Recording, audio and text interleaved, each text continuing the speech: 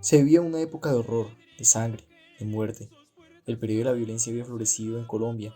Los partidos políticos tradicionales colombianos, liberal y conservador, estaban enfrascados en una guerra desde 1925 y se agravó el día que mataron al mártir Jorge Eliezer Gaitán en 1948.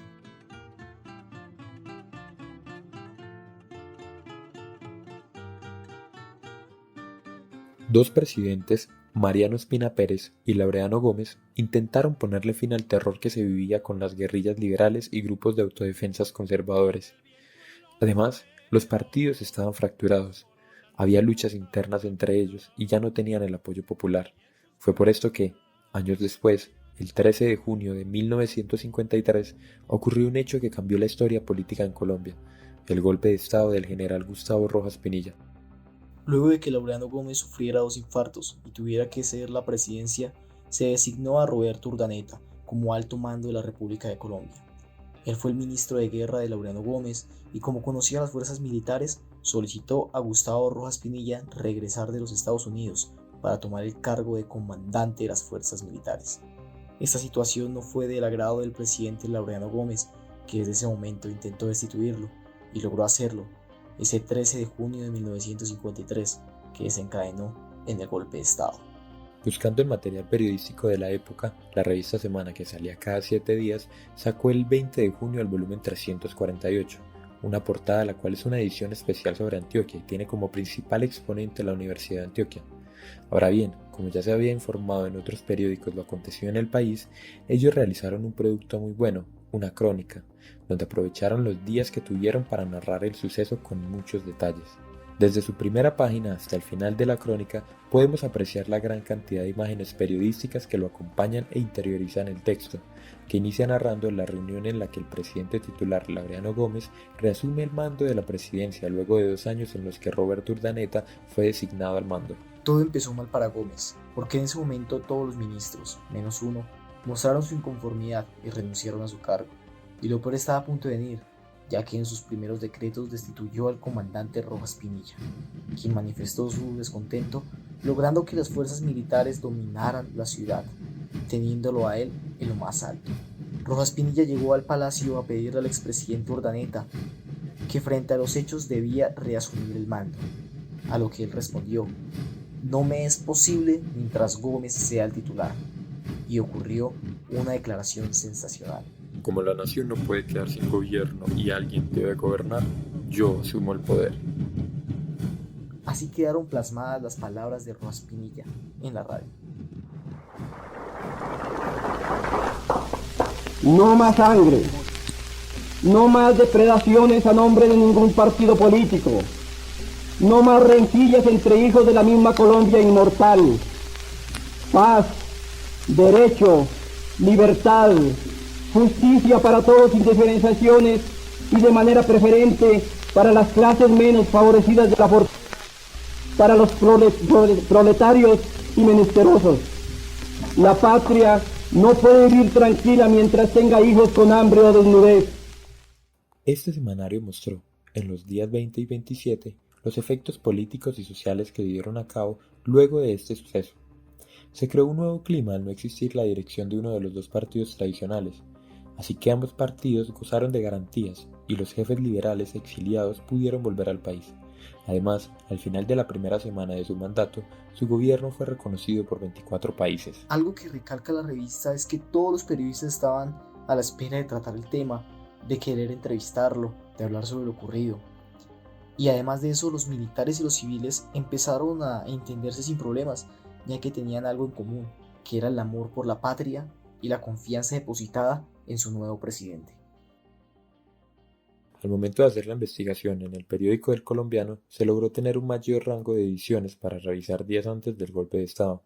En este periódico pudimos encontrar que trataban temas más conservadores que liberales, ya que el gobierno de la época hacía parte de este, y al ser del departamento de Antioquia, se trataban muchas noticias y temas sociales de la ciudad de Medellín.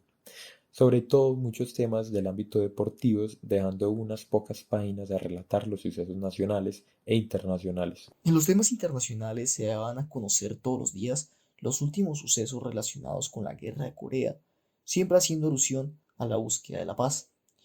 Además, se mostraban las noticias de la coronación de la reina Isabel II de Inglaterra. Por otro lado, en el ámbito nacional se hablaba de la economía del país y su reforma constitucional.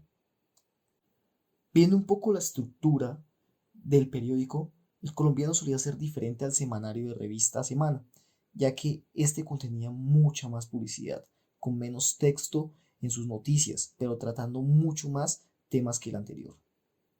También podemos notar que era un periódico tradicional de la época, unas páginas más grandes de las que conocemos en la actualidad, y el cual mostraba sus imágenes como se solía hacer en blanco y negro. Estos periódicos se dividían las noticias en subtemas, los cuales complementaban cada uno de los textos.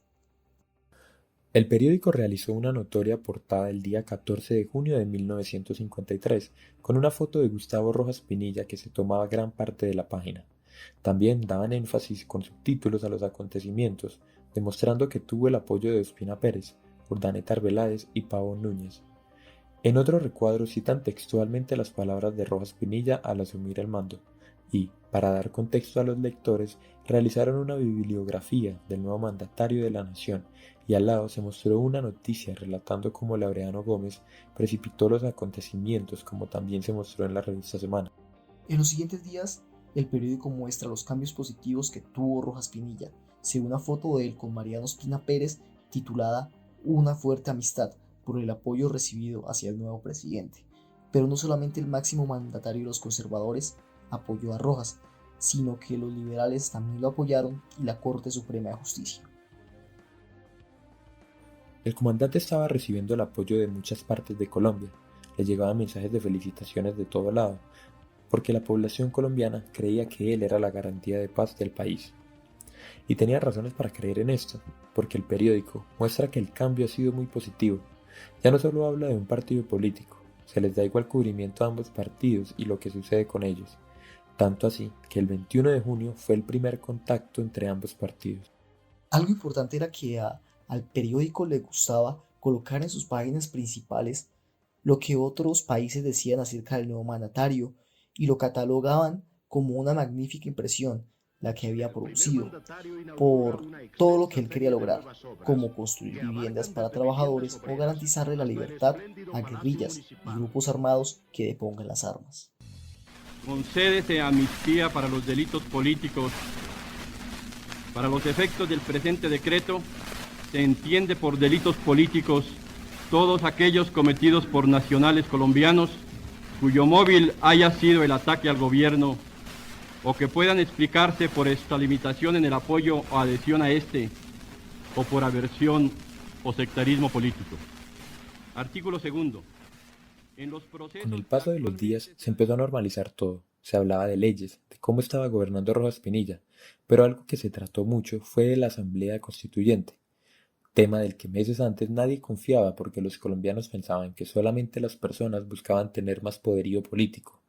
Pero con él la gente tuvo un poco de fe, ya que logró crear una asamblea en la que mezclaba tanto a los liberales como conservadores, creando así una equidad política. En el último periódico que buscamos del colombiano fue el del 24 de junio, en el cual empezó a rondar un tema de suma importancia para la prensa.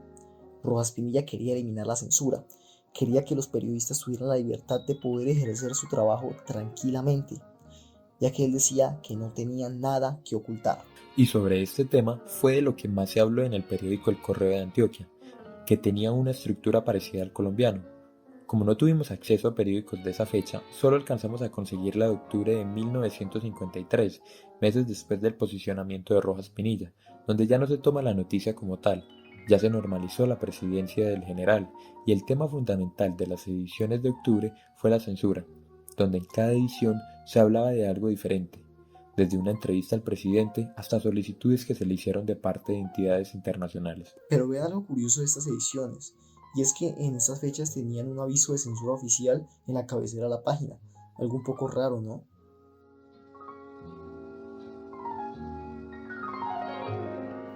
En el ámbito internacional, The New York Times no demoró en hablar del tema, ya que el 15 de junio reconoció al general Gustavo Rojas Pinilla como el presidente de Colombia en la primera hoja de su edición. Este periódico narra los sucesos de una forma muy similar a los nacionales, ya que muestran parte de la noticia y la complementan más adelante con más información. Esta noticia fue titulada Colombia es pacífica tras golpe. Partidos rivales apoyan al nuevo presidente, lo que da a entender que en Estados Unidos se creía que el golpe de Estado fue bien recibido para los colombianos. También en su segunda sección explica los hechos del 13 y 14 de junio y muestran una imagen de Laureano Gómez como el presidente destituido de Colombia.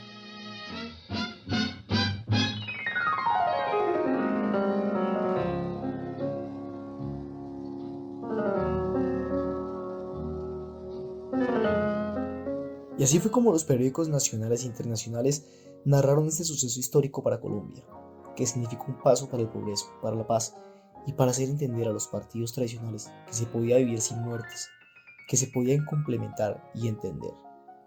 Bueno, se unieron tanto hasta para crear el Frente Nacional y dominar a Colombia por largos años. Ironías de la vida, ¿no?